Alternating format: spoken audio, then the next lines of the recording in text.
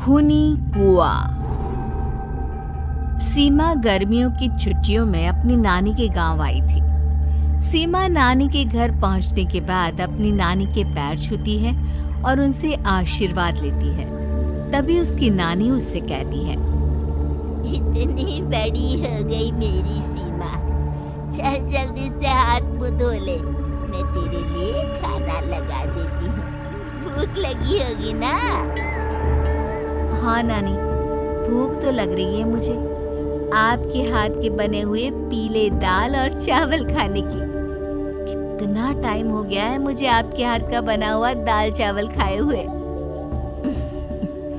तू तो नौकरी में व्यस्त थी, तो तुझे कहाँ से टाइम मिलेगा अपनी नानी के लिए?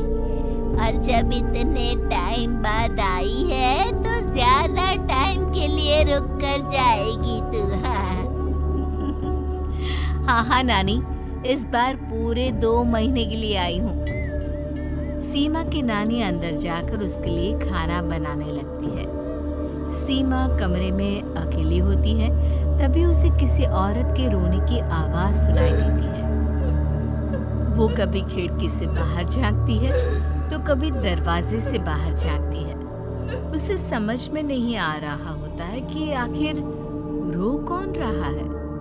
तभी नानी खाना लेकर आ जाती है। वो अपनी नानी से कहती है, नानी, कोई औरत रो रही है क्या? मैं जब से यहाँ आई हूँ तब से मुझे यहाँ किसी औरत की रोने की आवाज आ रही है। हे भगवान, कहीं ये वही तो नहीं? बोलो ना नानी। अरे कोई नहीं रो रहा, ये तेरे मन का वहम है। और तू ना अब खाना खा ले, ज्यादा यहाँ वहाँ की बातों में ध्यान मत दिया कर। जल्दी से खाना खा और फिर मेरे साथ आ जा मेरे कमरे में। दोनों बैठकर खूब सारी बातें करेंगे। ऐसे ही अगले दिन सीमा अपनी नानी के साथ गांव के बाजार जा रही होती है। उसी रास्ते में फिर से किसी औरत के रोने की आवाज आती है। वो अपनी नानी से कहती है, अरे नानी, क्या सच में तुम्हें अभी भी किसी औरत के रोने की आवाज नहीं सुनाई दे रही? मुझे किसी औरत की बहुत बुरी तरीके से रोने और चीखने की आवाजें आ रही है। मैं बहुत परेशान हूँ नानी, आखिर ये कौन है?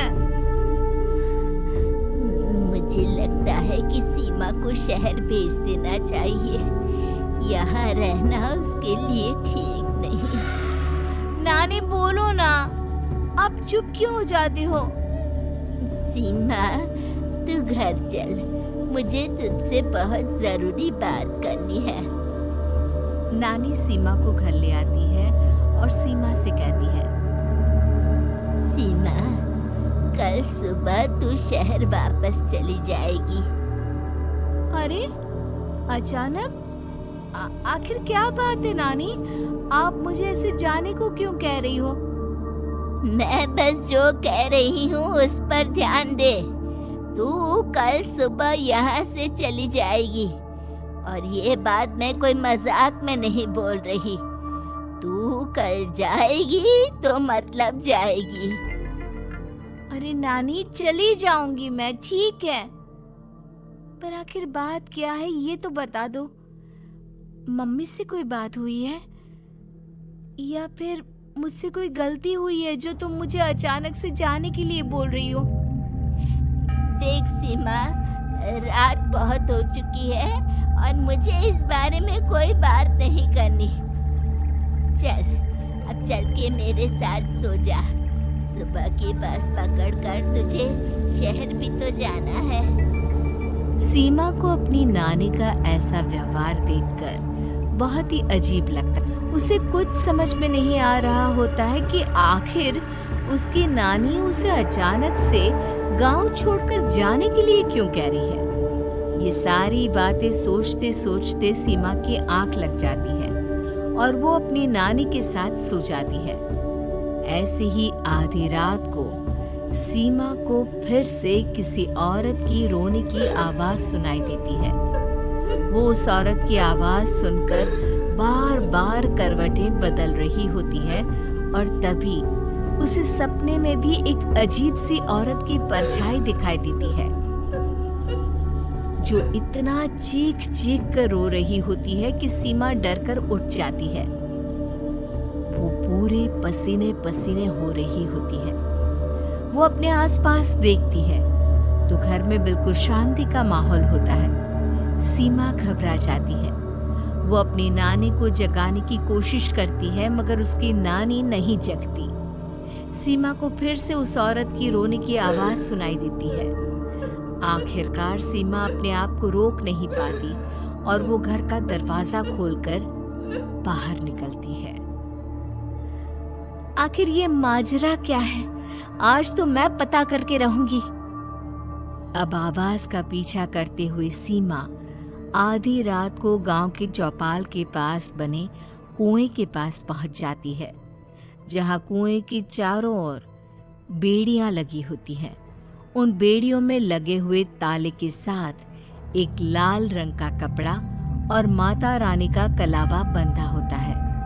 उस कुएं में से सीमा को किसी के रोने की आवाज आती है। सीमा परेशान हो जाती है। इस कुएं में कौन है? कौन है यहाँ? सुनो, कौन है? कौन रो रहा है? वो चिल्ला चिल्ला कर पूछती है और साथ ही लोगों को जगाने की कोशिश करती है मगर किसी को भी उसकी आवाज सुनाई नहीं देती। अब सीमा खुद उस कुएं के पास की बेड़ियों और तालों को खोलने की कोशिश करती है और किसी तरह कुछ देर की मशक्कत के बाद सीमा उसको खोल भी देती है और जैसे ही वो कुआं खोलकर उसके अंदर झांकती है, सीमा उस कुएं में गिर जाती है। इतने में उसकी नानी की नींद भी खुल जाती है और सीमा को पास ना देखकर नानी परेशान हो जाती है। नानी घबराकर पूरे घर में उसे ढूंढने की कोशिश करती है, जिसके बाद उसकी नानी और सभी लोग उस खूनी कुएं के पास जाते हैं और सीमा की नानी कुएं के पास खड़ी होती है। सभी गांव वालों और सीमा की नानी को सीमा के चिल्लाने की आवाज आती है। बचाओ! कोई मुझे बचाओ! मेरी बच्ची, हम आ गए। हम तुझे बचा लेंगे। नानी, मुझे यहाँ बहुत डर लग रहा है। यहाँ इंसान की कटी हुई मुंडियाँ, हाथ, पैर और कंकाल है और खून भी है। नानी, मुझे डर लग रहा है। आप सब मेरी मदद कीजिए, नहीं तो ये खूनी कुआं मेरी बच्ची को भी खा जाएगा। अरे मुझे तो ये समझ में नहीं आ रहा कि आखिर इस खूनी कुएं को खोला किसने। सालों पहले इसको इतनी मुश्किलों के बाद तांत्रिक बाबा ने बंद किया था। अरे पूरा गांव खूनी कुएं के बारे में अच्छे से जानता है, तो कोई भी जानबूझकर तो ऐसा करेगा नहीं। मतलब किसी ने अनजाने में इसे खोल दिया है भैया। सीमा को इस बारे में मालूम नहीं था और जब से वो यहाँ आई थी तभी से उसे किसी औरत के रोने की आवाजें भी सुनाई दे रही थी।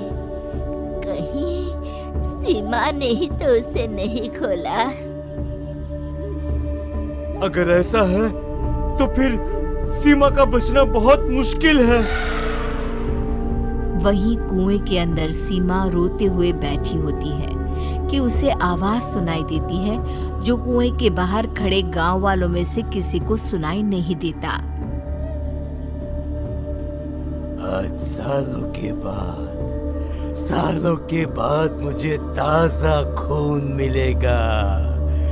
तेरा खून पीकर आज मैं अपनी प्यास बुझाऊंगा।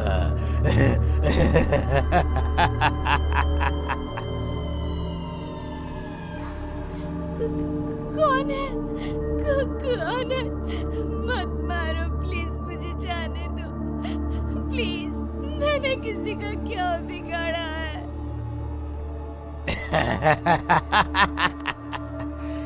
वो तुझे मरने के बाद पता चल ही जाएगा। जितने में गांव वाले और सीमा की नानी कुछ सोच पाते, उतने में उन्हें सीमा के चिल्लाने की आवाज आती है और अगले ही पल सब शांत हो जाता है। क्या हुआ? सीमा, मेरी बेटी। माफ करना बहन, लेकिन अब सीमा वापस नहीं आएगी। हमें एक बार फिर से कुएं को बंद करना होगा। गांव वाले तभी तांत्रिक को बुलाकर लाते हैं। एक बार फिर अपनी शक्ति से तांत्रिक बाबा उस कुएं को हमेशा हमेशा के लिए बंद कर देते हैं और वहां एक बोर्ड लगा दिया जाता है कि यहाँ आना मना है।